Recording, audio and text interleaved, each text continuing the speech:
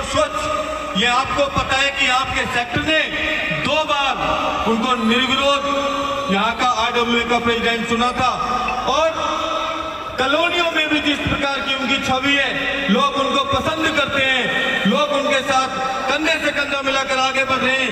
ये डर उसको सता रहा था कि कहीं मैं मैदान से पीछे ना रह जाऊं, और ये वास्तविकता है, हार की डर की वजह से उसने ये प्रोपेगेंडा रचा। और ये राजनीति संजय प्रधान की वाइफ प्रचार प्रसार करने के लिए आई थी, उस दौरान उनके पड़ोसी वाली महिलाओं के बीच में उनकी नोकझोंक हुई। नोकझोंक होने के बाद उन्होंने एलिगेशन लगाया नरेश कटारिया जी पे कि उन्होंने ये पार्क तुड़वाया है। तो प्रधान जी ने पूछा कि भाई ये पार्क मैंने तो नहीं तुड़वाया, मैं कौन होता हूं?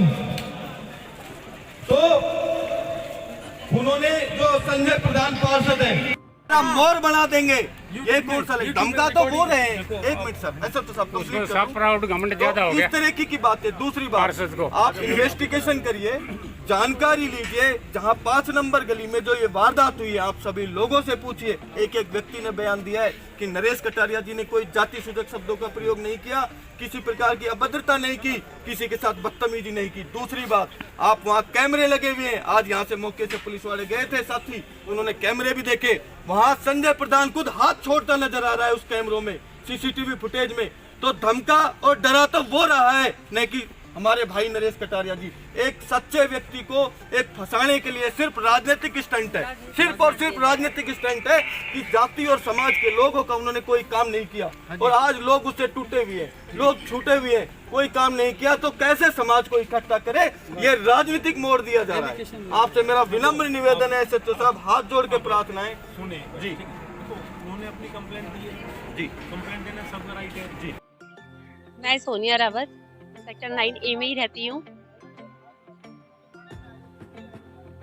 हम सेक्टर 9A के थाने में हम इसलिए आए हैं क्योंकि यहाँ पर संजय प्रधान ने जो नरेश कटारिया के ऊपर अभद्र भाषा का भी प्रयोग करा है और बेबुनियाद उनके ऊपर जो इल्जाम लगाए हैं, जो कि वो सब कुछ गलत है।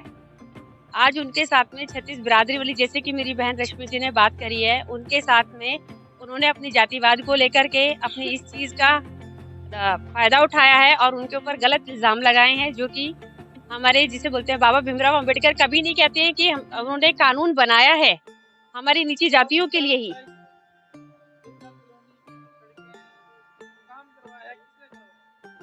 भाई देखिए, अब इलेक्शन बिल्कुल 2 महीने की बाकी ही बचे हैं। अब सामने तुम रह करके अगर काम करवाएंगे, ये सब चीजें करेंगे जो कटारिया ने करवाया भी है, जो गलियां हैं करा रही थी, जिसमें कि संजय प्रधान को पता था कि एक महिला का सांस्कृतिक प्रोग्राम है, उनको बढ़ चढ़ के हमारा सहयोग करना चाहिए था। हम महिलाओं से उन्होंने क्या नफरत निकाली कि जिस ग्राउंड के अंदर गरबा कम से कम 400-500 औरतें वहां पर गरबा खेलती हैं, और उन्होंने उसी गरबा ग्राउंड के अंदर मोटर का गंदा पानी निकाल के गटर का और सारे ग्राउंड के अंदर फैलवा दिया।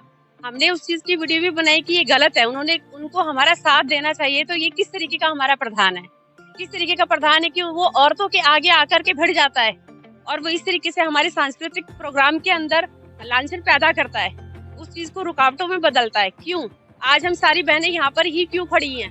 क्योंकि यहाँ सिर्फ एक पार्षद और एक इलेक्शन की बात हो रही है, सिर्फ इसीलिए ये सारा इतनी सारी चीजें आ रही हैं, इतनी सारी सामने आ गई।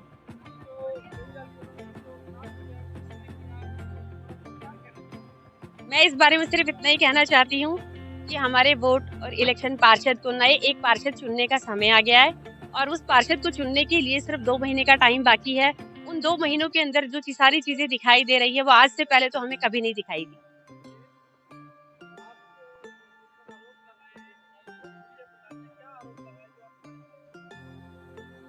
देखिए, संजय प्रधान जी का टेन्योर तो परसों पूरा हो गया, परसों तक वो हमारे प्रधान थे।